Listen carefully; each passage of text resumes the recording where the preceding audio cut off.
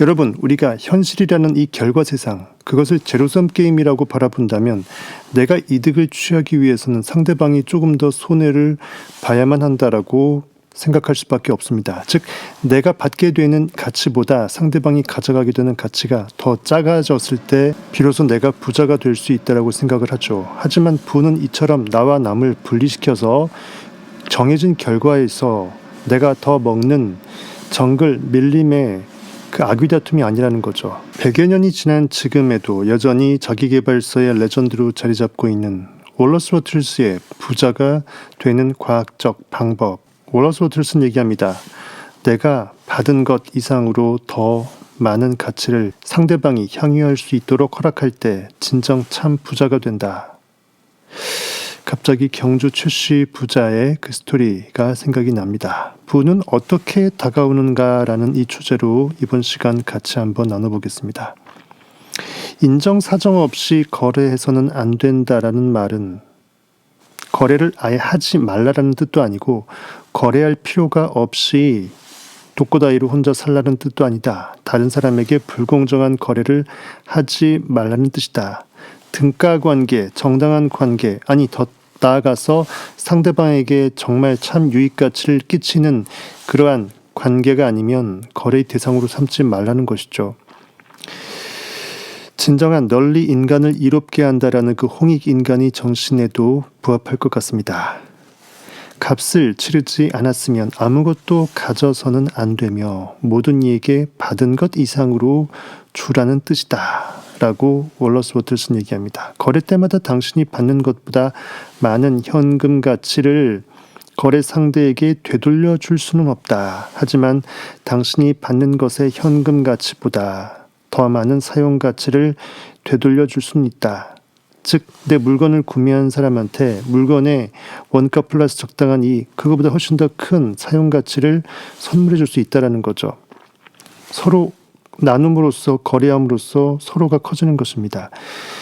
이 책을 만드는 데 사용된 종이, 잉크 및 기타 재료들의 가치의 합이 책 가격보다 낮을지도 모른다. 그러나 책에 담긴 내용 덕분에 그 내용을 제대로 건져갈 수 있는 그 수익가치, 향유가치 덕분에 수천 달러를 벌어들이게 됐다면 책을 판 사람은 부당한 행위를 한 게 아니게 된다. 출판사의 실익이 거기에 있다는 것입니다. 약간의 현금을 받고 엄청난 사용가치를 독자들에게 선물한 것, 그것 때문이죠.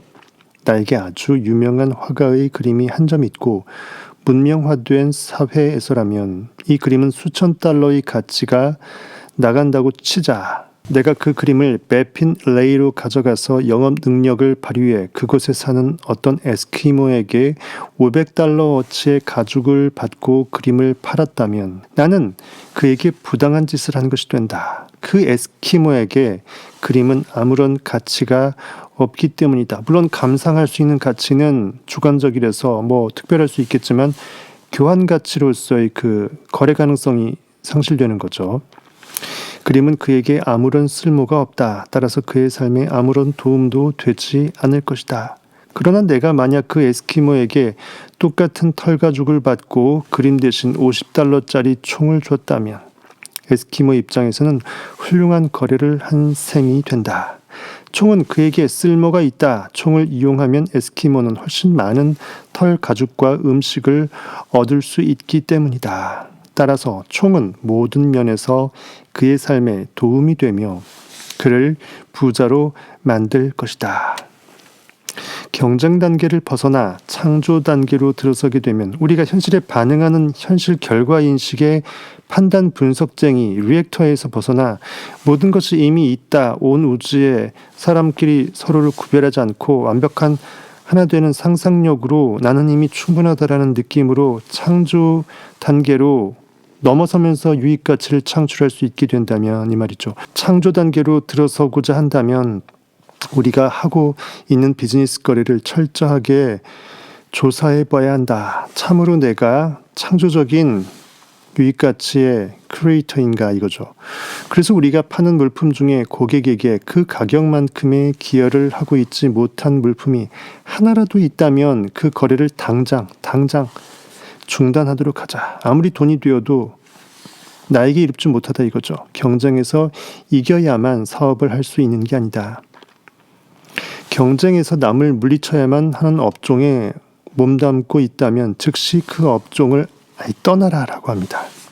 모든 거래에서 현금으로 받은 것 이상의 사용가치를 상대방에게, 고객에게 풀어줘라, 나눠줘라.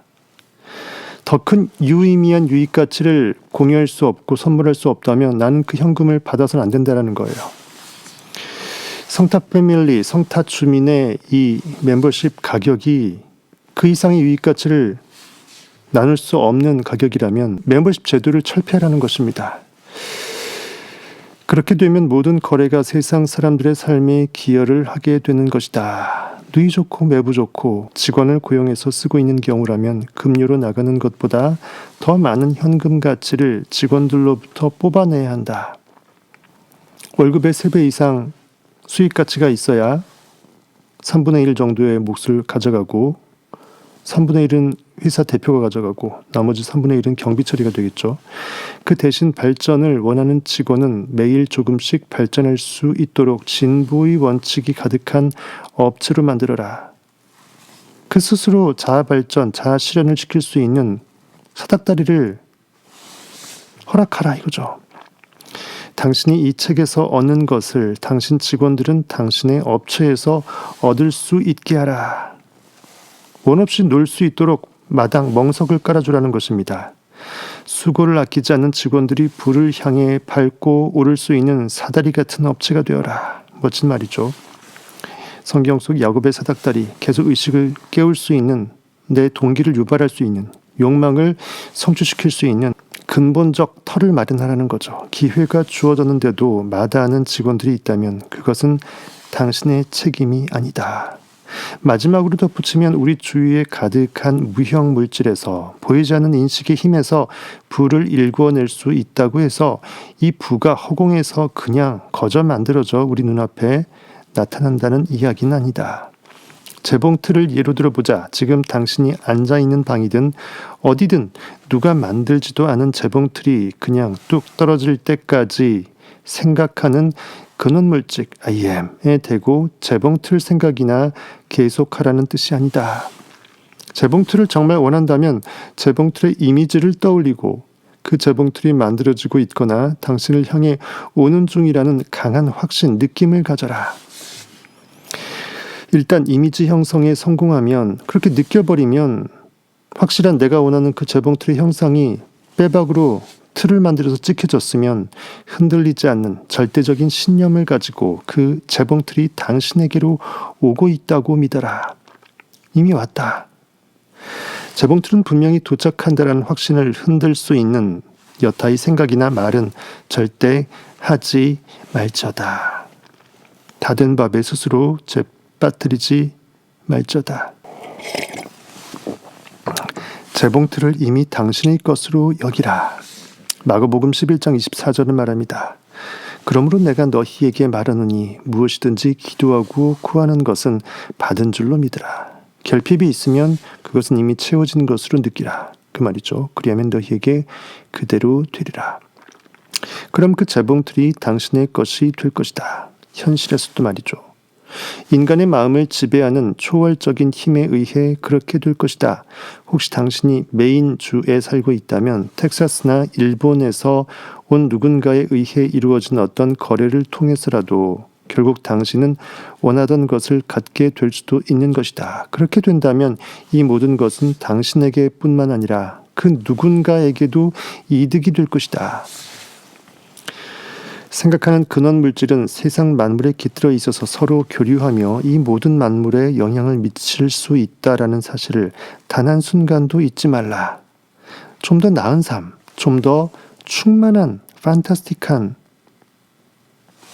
뻗가버릴 만한 그러한 삶을 구하는 생각하는 근원 물질의 욕망, 속삭임, 진리의 문을 두드리는 소리, 그 바람이 기존의 재봉틀을 만들어 왔던 것이고 수백만 개의 재봉틀을 더 만들 수 있으며 인간이 열망과 신념으로 특정 방법에 따라 이 생각하는 근원 물질, 스스로 존재하는 나의 존재 인식이죠. 의식이라는 진료를 사용해서 의식이라는 주체가 토기장이처럼 진흙을 빚어내는 그 의식의 공방 상태입니다. 이 생각하는 근원 물질을 작동시키는 한 그렇게 될 것이다. 당신은 확실히 재봉틀을 가질 수 있다. 여러분의 욕망이 그 무엇이든 이 재봉틀 안에 그대로 대입하면 됩니다. 당신 자신과 다른 사람들의 삶을 증진시키는데 사용할 수 있는 다른 여타의 물건들도 원하는 그 모든 욕망의 타겟도 당신이 원한다면 확실히 가질 수 있다. 주저 말고 더 많이 요구하라.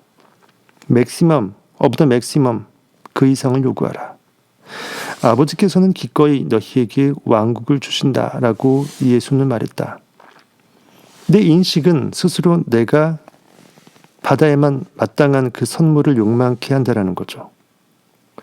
깜냥이 아니면 애초부터 욕망할 수 없었을 것입니다.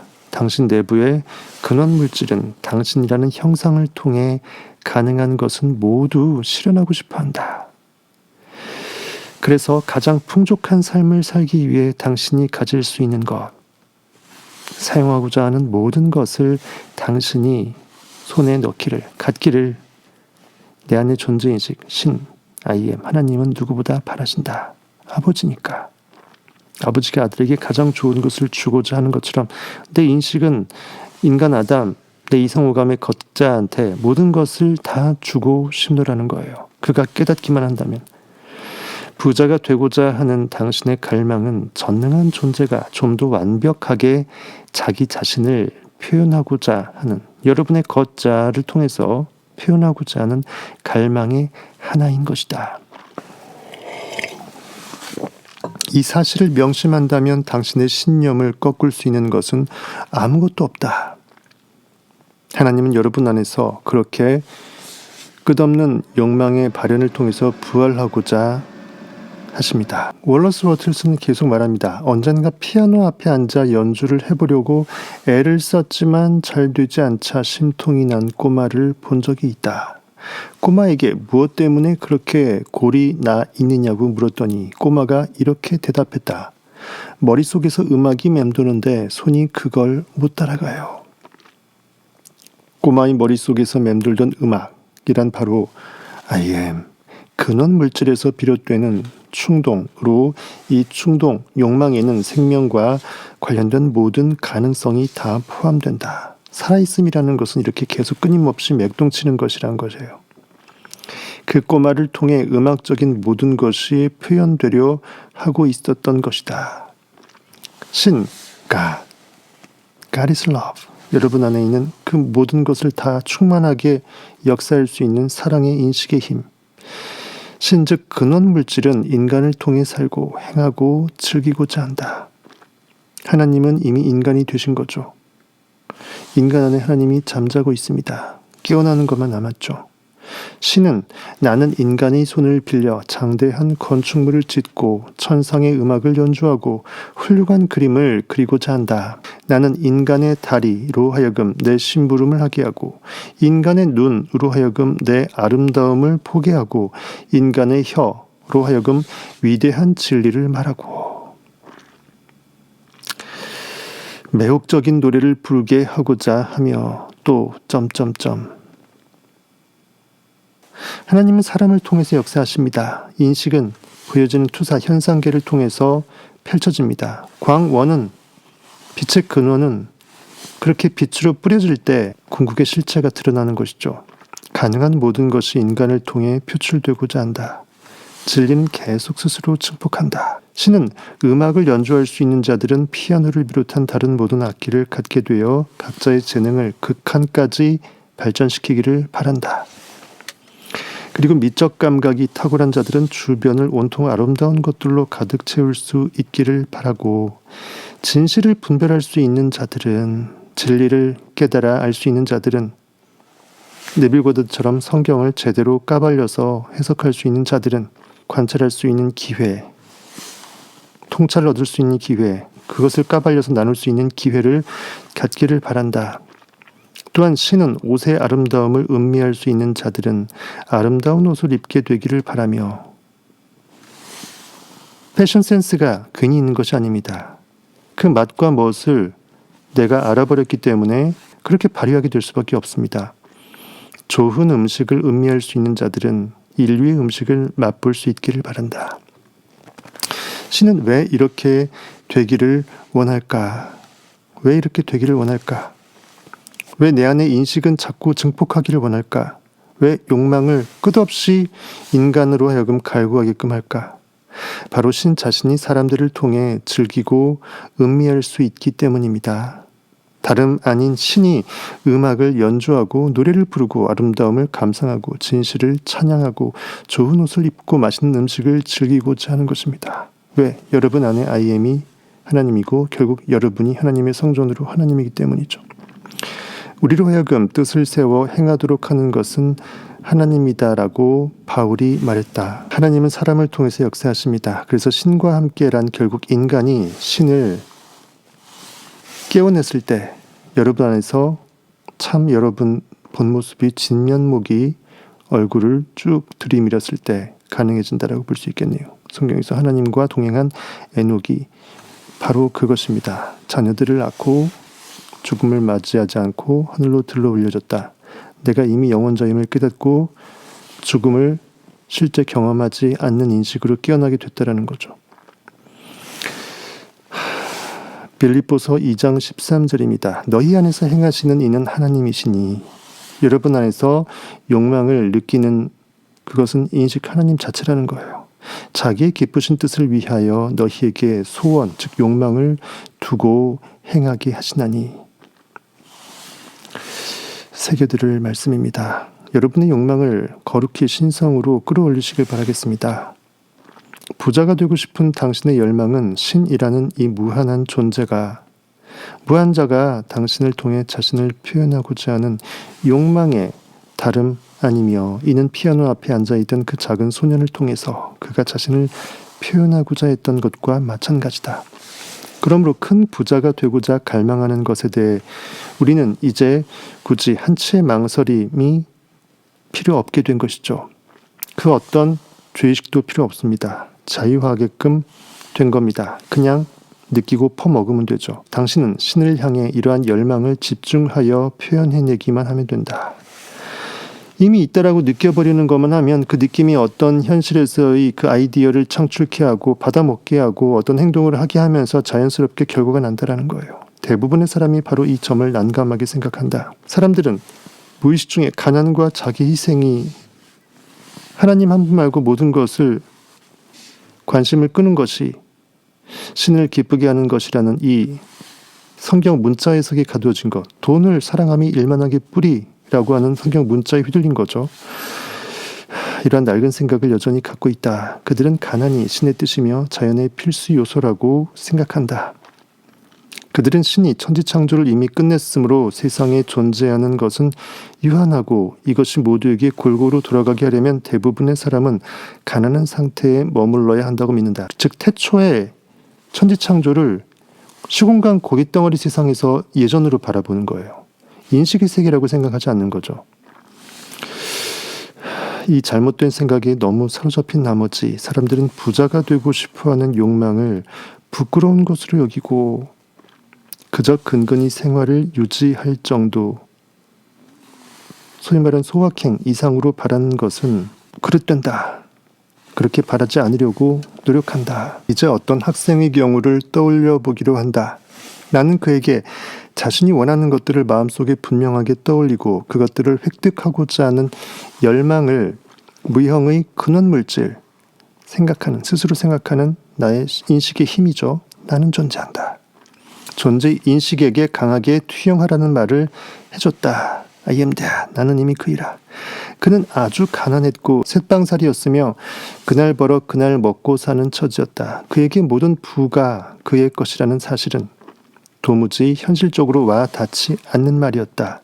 그래서 곰곰이 생각한 끝에 그는 그렇다면 너무 과하지 않은 것, 즉 자신이 사는 집에서 가장 좋은 방에 깔 새 카펫과 추운 날씨에 난방용으로 쓸 무연탄 난로를 바라는 것이 좋겠다는 결론을 내렸다. 극심한 소확행이죠. 이 책에서 얘기한 대로 따라한 그는 몇 달 만에 이것들을 장만하게 됐다. 그러자 이제 애초에 너무 내가 조금 바랐던 것은 아닌가 하는 생각이 들었다. 어차피 상상의 그림을 그리는데 그림 물감은 똑같이 들어가니까.